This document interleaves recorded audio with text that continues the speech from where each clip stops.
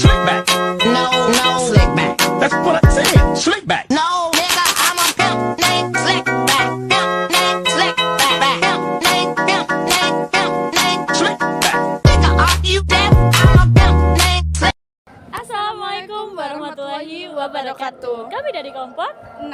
Di sini kami akan bertanya langsung kepada mahasiswa dan mahasiswi Universitas Islam Malang terkait apa itu wakaf dan seberapa pengetahuan mereka tentang wakaf. yuk langsung kita tanya aja yuk. Let's go.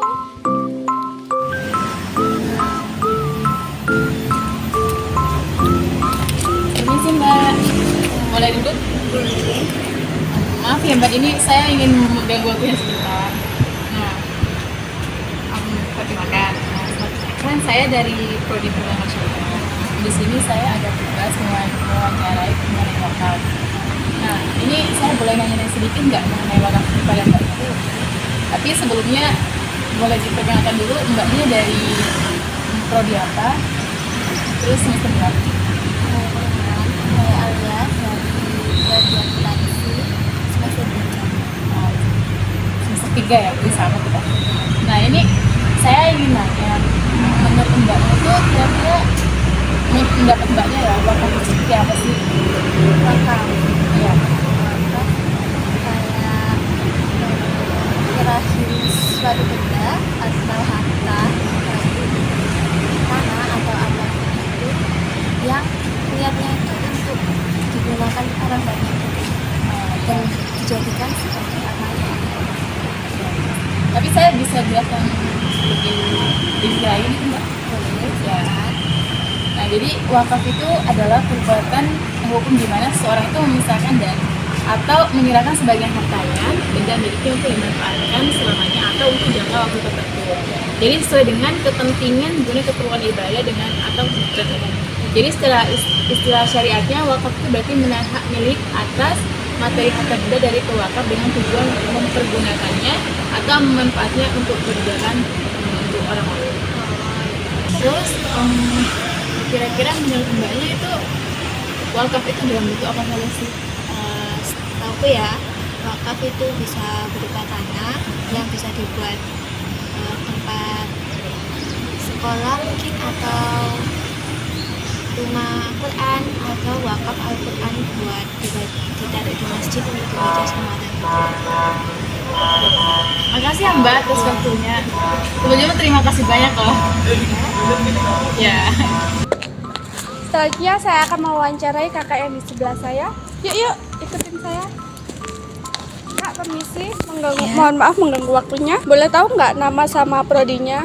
Saya Rizka Aulia Hidayah dari Prodi PBSI FKIP ISMA. Oh baik. Saya akan mewawancarai sedikit ya. Kakak tahu nggak sih artinya wakaf itu apa? Oh, kalau menurut saya itu wakaf itu seperti membagi sebagian hartanya untuk kesejahteraan masyarakat. Seperti ya? itu. Kalau pembagian wakaf tahu nggak Kak? Yang saya tahu itu cuma beberapa. Yang pertama itu ada wakaf ahli, wakaf khairi, dan musyarak. Oh gitu ya. Iya. Terima kasih Kak. Iya. Oke, sekarang saya akan mewawancari kakak-kakak yang di sebelah saya. Yuk. Permisi kakak, izin perkenalan nih. Dokter boleh tahu siapa nih nama dan dari program studi apa? Saya Dewi Astriana Safitri dari Fakultas Matematika dan Ilmu Pengetahuan Alam. Oke, izin bertanya ya kak mengenai tentang wakaf. Apa sih peran lembaga keuangan Islam dalam wakaf yang kakak ketahui? Lembaga keuangan Islam memiliki peran penting dalam pengembangan wakaf. Mereka dapat memberikan solusi keuangan yang sesuai dengan prinsip-prinsip syariah, memfasilitasi pengolahan dan investasi dana wakaf dengan transparan dan berkelanjutan. Dengan demikian, lembaga keuangan Islam membantu mengoptimalkan manfaat dari aset wakaf untuk mendukung berbagai program sosial dan kegiatan amal. Selanjutnya, bagaimana hukum dan etika terkait tentang wakaf yang kakak ketahui? Hukum etika terkait dengan wakaf mencakup prinsip-prinsip moral dan tata nilai yang harus dijunjung dalam pengolahan dan distribusi dana wakaf. Beberapa aspek etika terkait wakaf melibatkan transparansi, akuntabilitas, dan keadilan dalam pengolahan serta distribusi manfaat dari aset wakaf. Selain itu, untuk menjaga niat ikhlas dan keberlanjutan dalam memanfaatkan dana wakaf juga menjadi bagian penting dari hukum etika terkait wakaf. Keseluruhan aspek etika ini bertujuan untuk memastikan bahwa dana wakaf dikelola dengan integritas dan memberikan manfaat maksimal kepada masyarakat. Oke, baik. Terima kasih ya, Kak. Sama-sama. Proses wakaf melibatkan beberapa langkah. Yang pertama, seseorang yang berniat harus berwakaf harus menyatakan niatnya dengan jelas. Kemudian, harta yang diwakafkan harus melibatkan secara sah. Setelah itu, pihak yang berwakaf biasanya akan menghubungi lembaga wakaf atau badan amil zakat untuk mendapatkan informasi lebih lanjut dan bantuan dalam proses administrasi. Oke, selanjutnya saya akan membahas apa tujuan dan manfaat wakaf. Tujuan wakaf itu ada 5. Yang pertama amal ibadah, pengentasan kemiskinan, pendidikan, pembangunan sosial dan ekonomi, dan terakhir pembangunan keagamaan. Manfaatnya yaitu pertama kesehatan sosial, pendidikan yang terjangkau, pengembangan ekonomi, kesejahteraan masyarakat, dan pemerataan kesejahteraan. Yang terakhir yaitu keberlanjutan sosial. Selanjutnya saya akan membahas masyarakat dapat terlibat dalam praktik wakaf. Masyarakat dapat terlibat dalam praktik wakaf dengan beberapa cara. Yang pertama, menyadari pentingnya wakaf. Yang kedua, menyisihkan sebagian harta. Ketiga, konsultasi dengan lembaga wakaf. Yang keempat, partisipasi dalam program wakaf produktif. Kelima, menyebarkan kesadaran wakaf. Yang keenam, mengikuti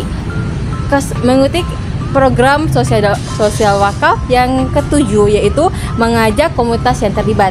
Demikian dengan melibatkan diri dalam praktik wakaf, masyarakat dapat berkontribusi pada upaya memajukan kesehatan sosial dan mendukung proyek yang bermanfaat bagi banyak orang. Baik, di sini saya akan menjelaskan mengenai bagaimana sih wakaf berperan dalam pemberdayaan ekonomi masyarakat. Jadi, di sini ada beberapa mekanisme, yaitu mengenai peran dalam pemberdayaan ekonomi masyarakat. Yang pertama yaitu investasi produktif, di mana investasi produktif ini adalah wakaf dapat diarahkan ke investasi produktif seperti pertanian, perkebunan atau usaha mikro yang menciptakan sumber pendapatan bagi masyarakat. Yang kedua itu di mana infrastruktur ekonomi.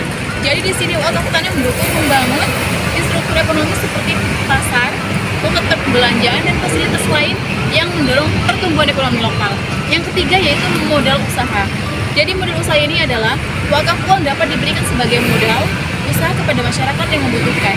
Jadi memacu perkembangan usaha kecil dan menengah. Yang terakhir yaitu mengenai pendidikan dan pelatihan. Di mana wakaf di sini bisa digunakan untuk mendukung program pendidikan dan pelatihan serta meningkatkan keterampilan dan daya saing ekonomi masyarakat. Jadi kesimpulan dari peran dalam pemberdayaan ekonomi masyarakat ini adalah melalui wakaf dapat terwujudnya ekosistem ekonomi yang inklusif dan berkelanjutan dengan pemberdayaan masyarakat secara langsung. Dengan mengalokasikan wakaf secara bijak, potensi ekonomi lokal dapat ditingkatkan menciptakan dampak positif dalam jangka panjang untuk kesejahteraan masyarakat. Pertanyaan selanjutnya, apakah wakaf bersifat tetap atau bisa ditarik kembali? Wakaf umumnya bersifat tetap dan tidak dapat ditarik kembali. Wakaf adalah amanah untuk kepentingan umum, tujuan sosial, dan penggunaannya ditentukan sesuai dengan niat pemberi wakaf. Baik, itu tadi beberapa informasi yang sudah kami tanyakan kepada mahasiswa dan mahasiswi Universitas Islam Malang mengenai apa itu wakaf. Dan selanjutnya teman saya akan menjelaskan kesimpulan dari wakaf yang sudah kami paparkan tadi. Baik, kesimpulan wakaf adalah praktek menyisihkan aset untuk kepentingan umum seperti pendidikan atau kesehatan. Kesimpulannya, wakaf berperan dalam memajukan masyarakat melalui pemanfaatan harta secara keberlanjutan untuk kebaikan bersama. Terima kasih. Wassalamualaikum warahmatullahi wabarakatuh. Dadah.